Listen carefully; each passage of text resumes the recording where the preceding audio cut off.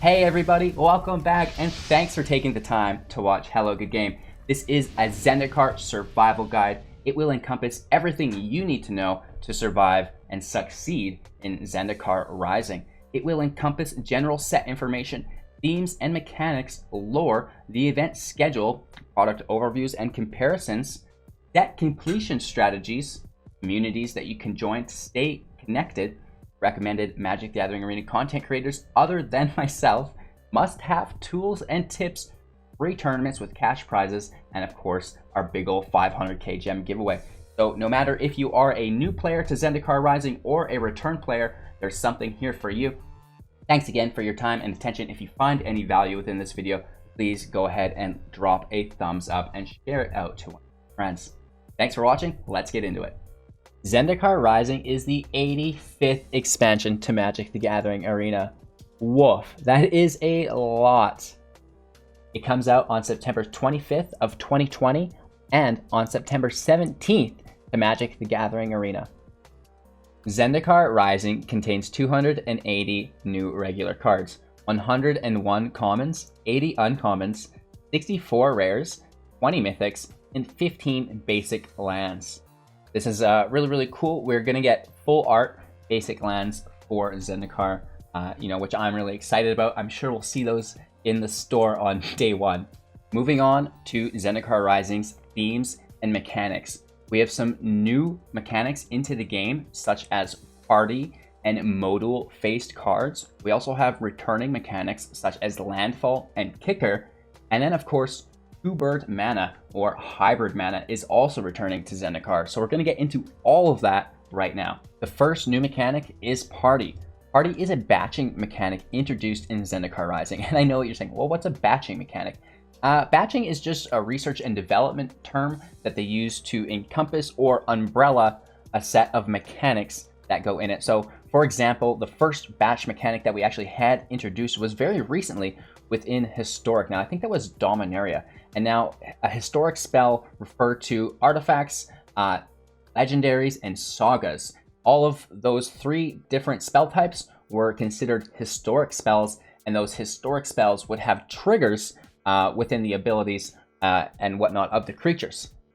The second new batching group that we have is Party, and that will encompass clerics, rogues, warriors, and wizards, which is really quite cool. So like I just mentioned, your party consists of one up to each of 4 classes: a cleric, rogue, warrior, and wizard. You control a full party if you control 4 creatures with all of these types among them. Each creature in your party fills only 1 role. Now this is a really key piece to remember. I don't think a lot of people are going to realize this off the start, and there's going to be some hard lessons learned. So for example, a creature with Changeling will only count as 1 creature in the party, not 4. In that same vein, Wizards added creatures to the set that count as all 4 adventuring classes, like Targu Paragon, and now this is where the curveball comes in. But again, even Targu Paragon can only count as 1 member of a party despite being all 4 classes. It just gets to fill the spot like a wild card. It doesn't necessarily mean that this 1 creature will give you a full party, which is what my previous conception was. So this is great. Some cards have bonuses that say if you have a full party, that means all roles within your party are filled. You control a cleric, a rogue, a warrior, and a wizard. Remember, each of those creatures must be a different creature in case a creature has more than 1 party relevant creature type. A good example of this is Coveted Prize, a sorcery spell for 5, and it costs 1 less to cast for each creature in your party. So we can reduce the cost of Coveted Prize by 4, casting it for just 1. So that is a huge gain in value. Our next new mechanic is Modal Double-Faced Cards. Modal Double-Faced Cards, or MDFCs, are brand new to Zendikar Rising. Like previously released double-faced cards, Modal Double-Faced Cards have 2 card faces, 1 on each side of the card. But these cards don't transform. Previously, specifically within Magic the Gathering Arena, in Ixalan, we had artifacts that would transform into land. So these were double-faced cards. These new ones, modal-faced cards, don't have to transform them. You get to pick which side of the card enters play. from your hand, which is really quite powerful, I think. A good example of one of the new modal face cards is Valakut Stoneforge. This is the rare red land from Zendikar Rising. It enters the battlefield tapped, and we could again add that one mountain or red source to our mana pool. And on the opposing side is Valakut Awakening for 3 instant speed. Put any number of cards from your hand on the bottom of your library and draw that many cards plus 1. So it's really cool to be able to have that land if you need it to make sure that you don't brick. And then, maybe late game to make sure that you don't flood, you have some spells, instants, permanents, some sort of shenanigans on the backside. So it's really cool to get additional utility out of just one card. Next up is Landfall. Landfall is an ability word which signals triggered abilities that respond to a land entering the battlefield under the control of the player with the Landfall card. A great example of this is Lotus Cobra. It's a 2/1 creature with the Landfall, and whenever a land enters the battlefield under your control, you may add 1 mana of any color to your mana pool. So you're adding a mana through the land, and then by doing that, you get an additional mana. And just think what would happen if we started using cards like Fabled Passage. Add a mana, stack it, we get our new land back, which adds another mana. And then it triggers Lotus Cobra again. So a lot of really cool things can be done with Landfall. I'm really excited to see the jank that's produced from it, and maybe to see if it's strong enough to push the competitive scene as well. Kicker is another really easy mechanic to wrap your mind around. Nothing new here, it's a return. Kicker is a keyword ability that allows the player to pay an additional cost when casting a spell to achieve an additional effect. So a lot of these spells, are relatively cheap, good value overall, but then they're going to come with a kicker ability, which is normally increased by a substantial amount, but when kicked it has a very cool ability. Many times it's an enter the battlefield effect. It could also be something like putting tokens on. In this case, we're looking at Scourge of the Skyclaves. Now this is a 2-cost star kicker for 5.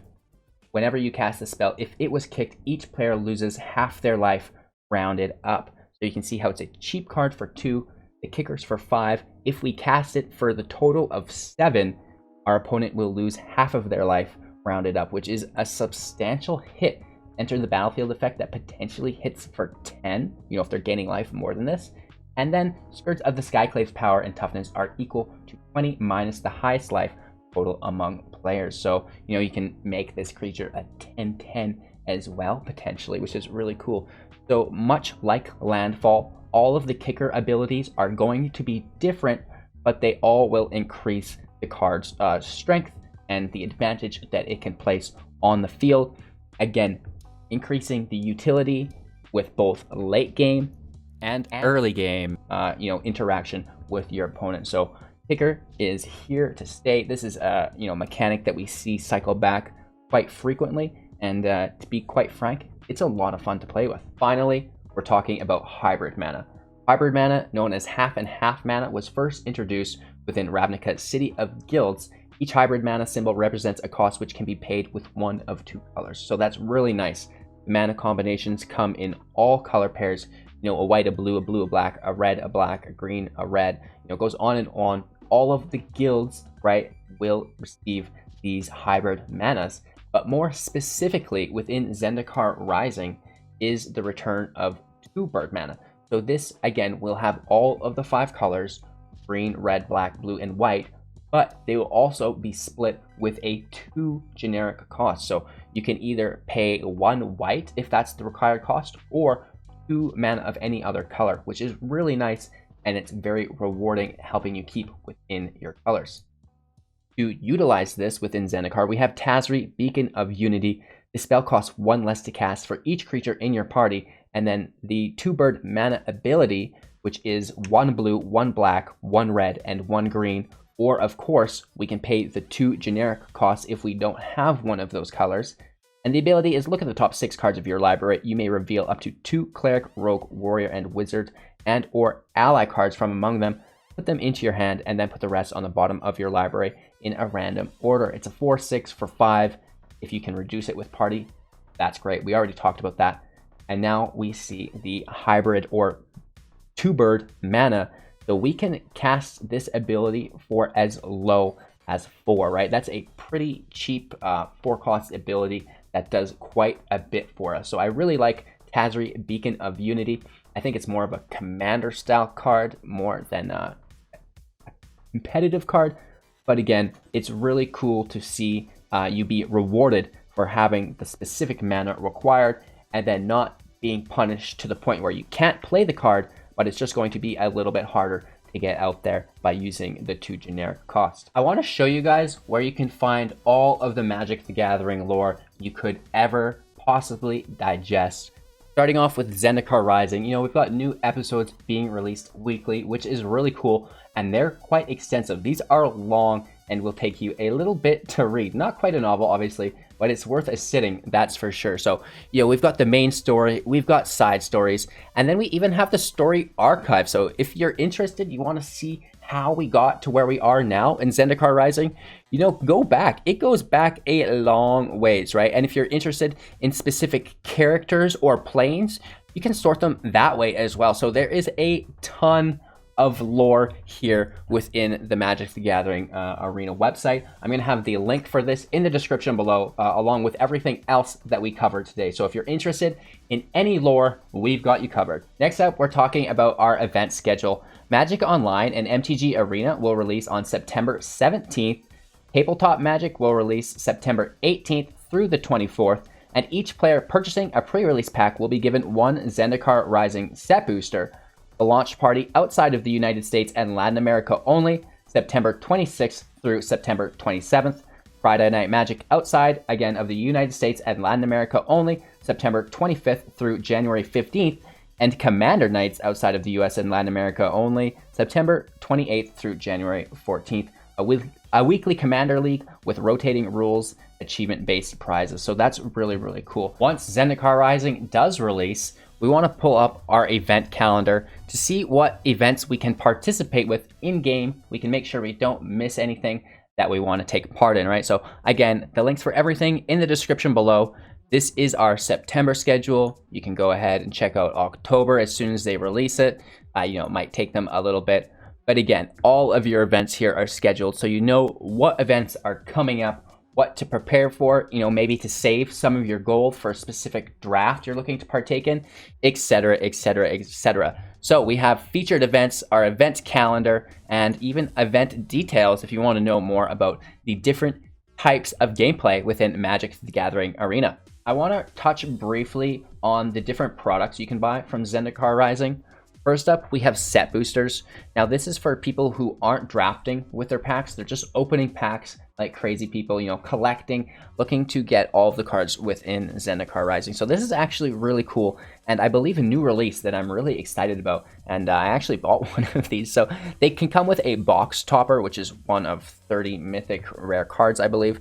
So that's really, really cool. We also have the draft boosters. Now this is the typical packs that we've been used to. They're engineered for limited play, sealeds, and drafts, and they're going to make a really nice play experience there.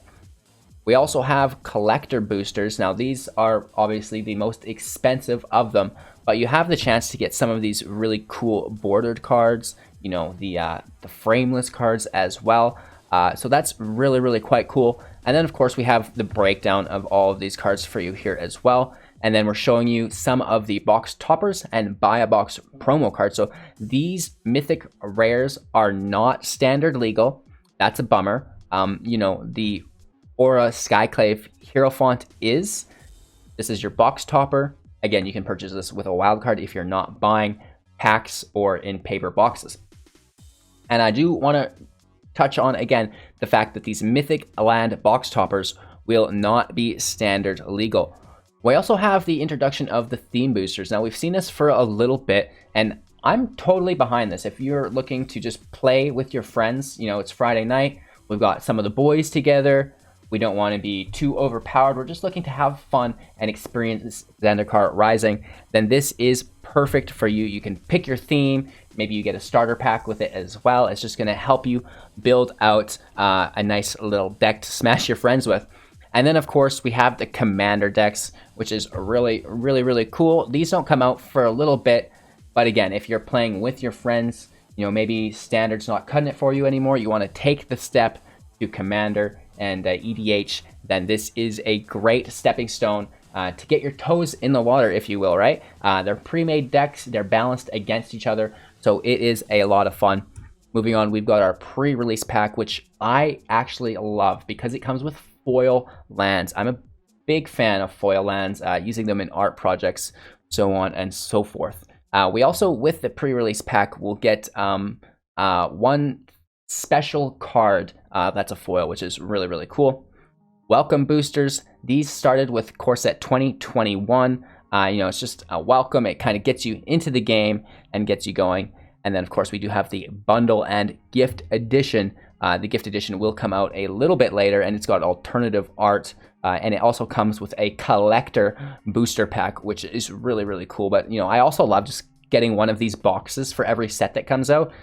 They are so classy. So that's it. If you want to go more in depth and compare the value of these different products, I will provide links to those articles for you in the description below. The Jace bundle costs $50, which is equivalent to 9,200 gems at the normal rate of 200 gems per pack. You'd be able to get 46 packs at that price. So you're getting 4 packs for free, plus a mythic rare style, a sleeve.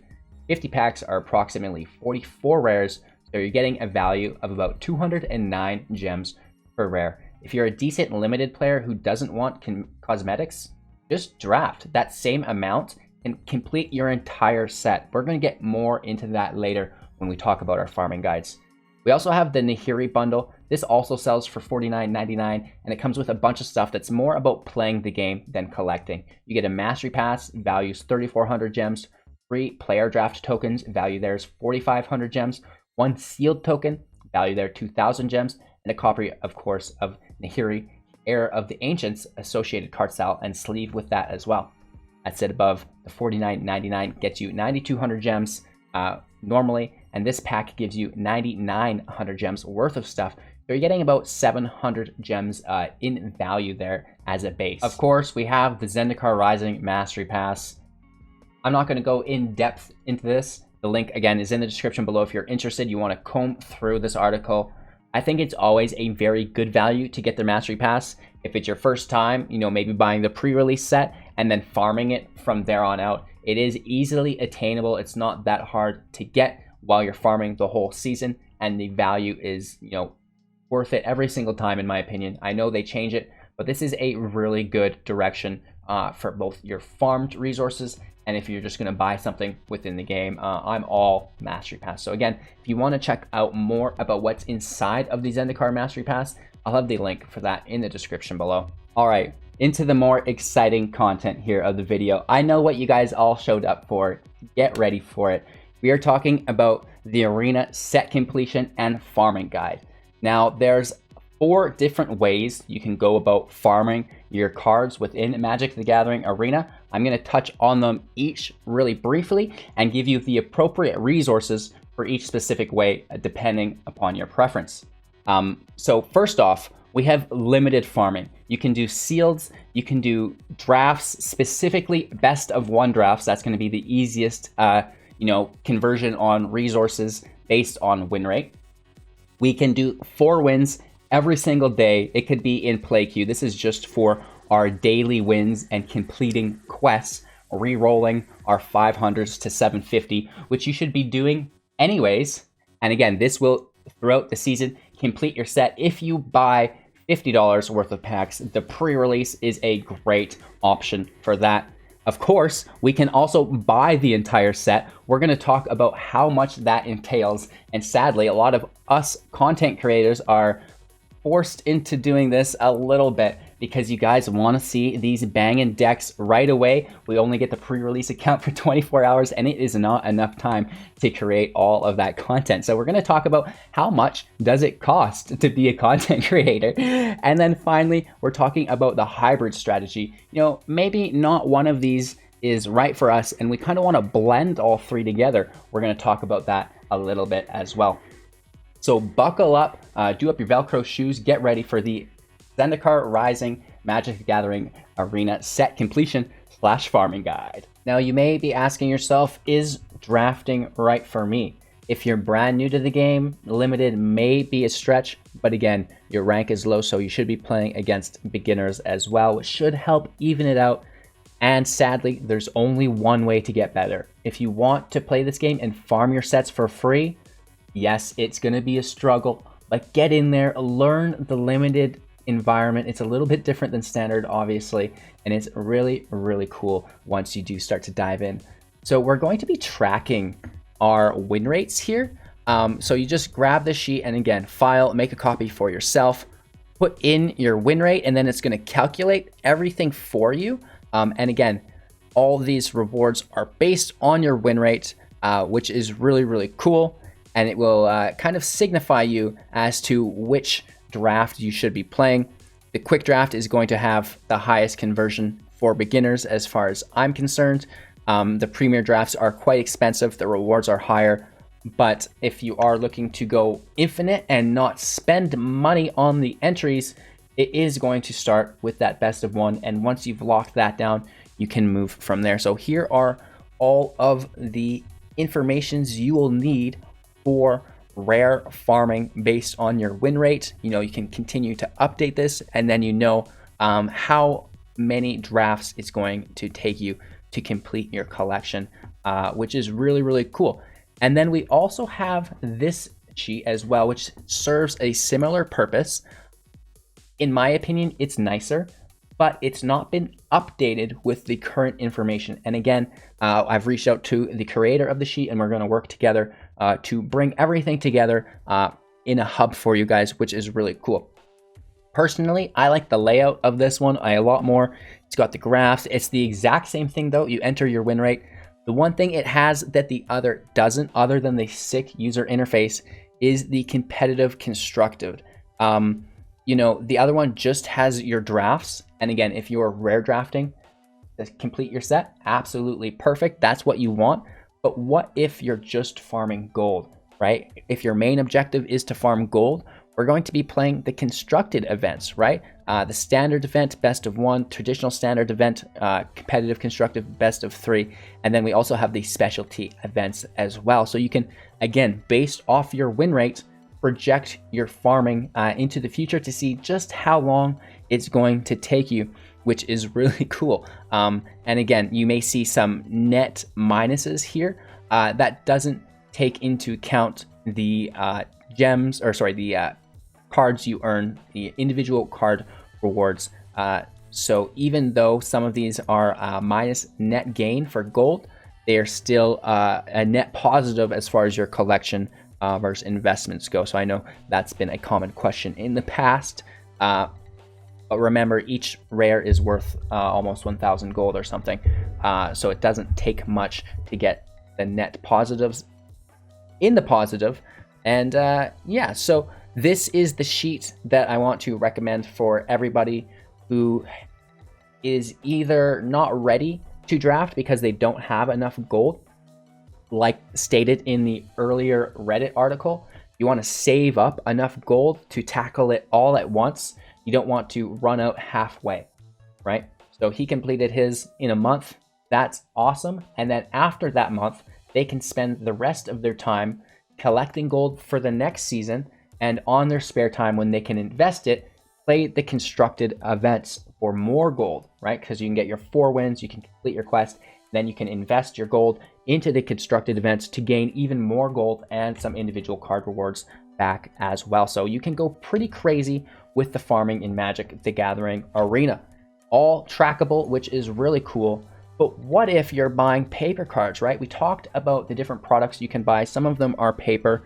This is our Zendikar Rising paper collection value tracker, which is really, really cool. It's tied into the online databases like MTG Goldfish and Scryfall, which is awesome. So when you're cracking packs, when Zendikar Rising releases, you get those pre-releases that have been delayed finally to you.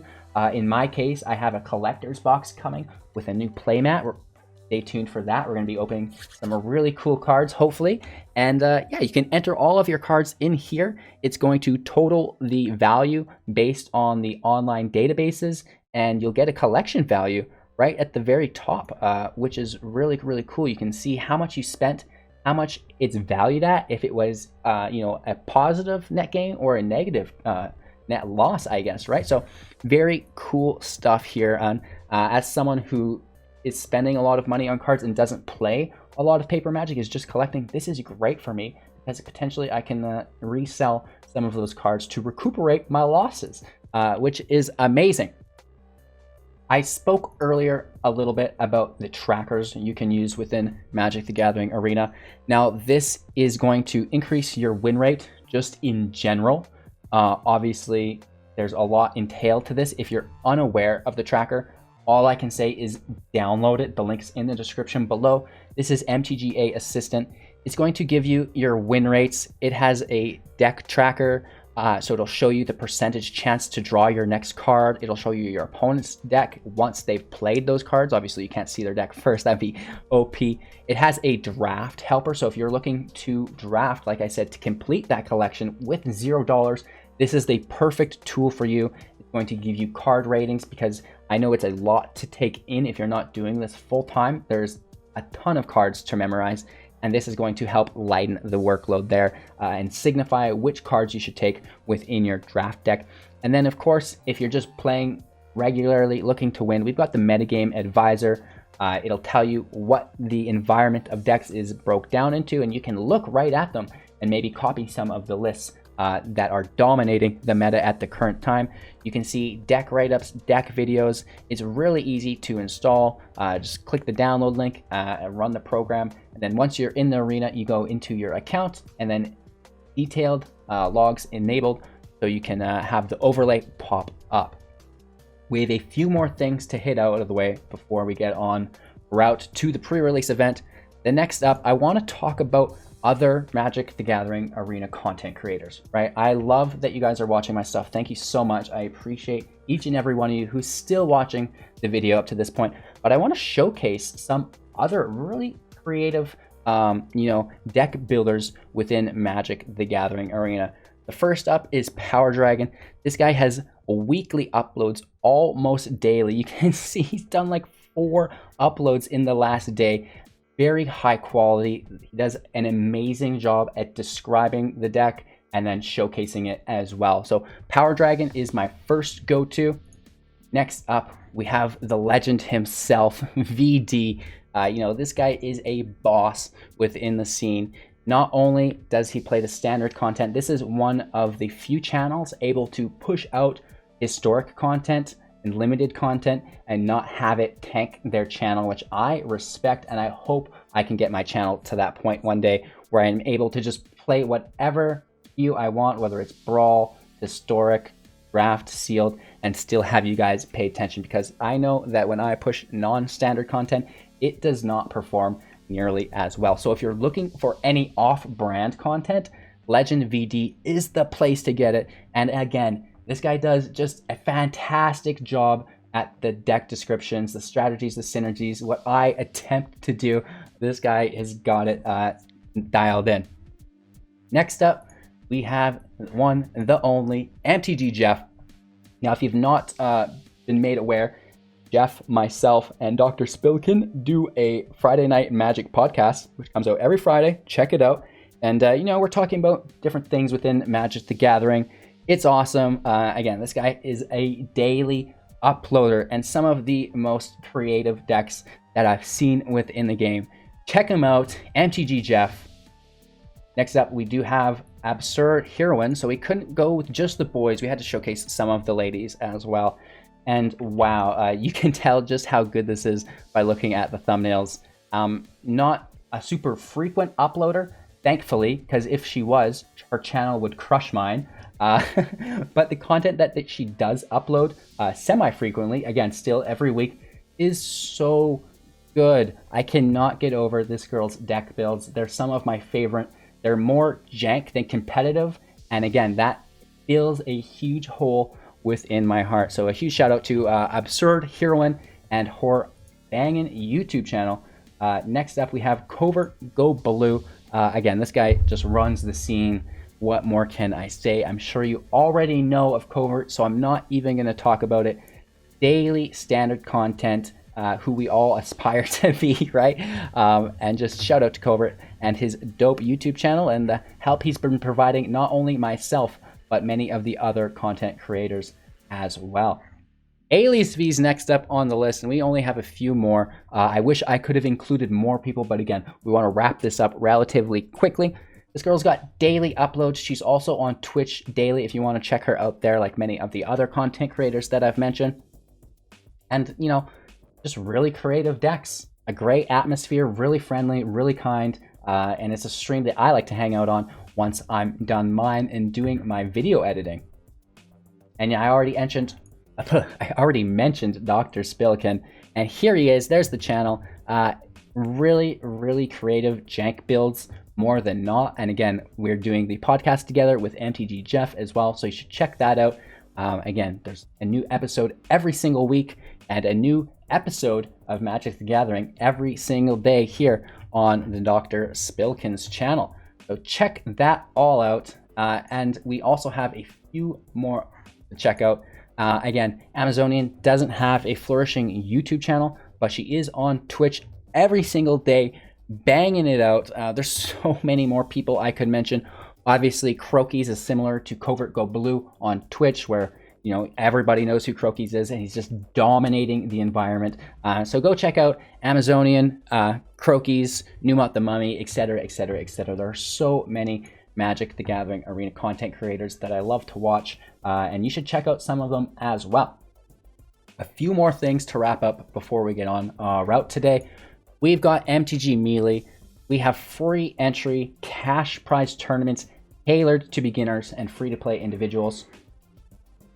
What more can I say? We're playing Brawl. We're playing Artisan. These are really easy formats to get into if you don't have a robust collection. So come on, join the Discord, hang out, and join our tournaments, which happen every month. Speaking of joining the Discord, you guys are going to need to get yourselves into some communities. Right? Stay engaged. Obviously, join my Discord. Link is in the Linktree description below. But I also want to point out the Magic the Gathering Arena official Discord server.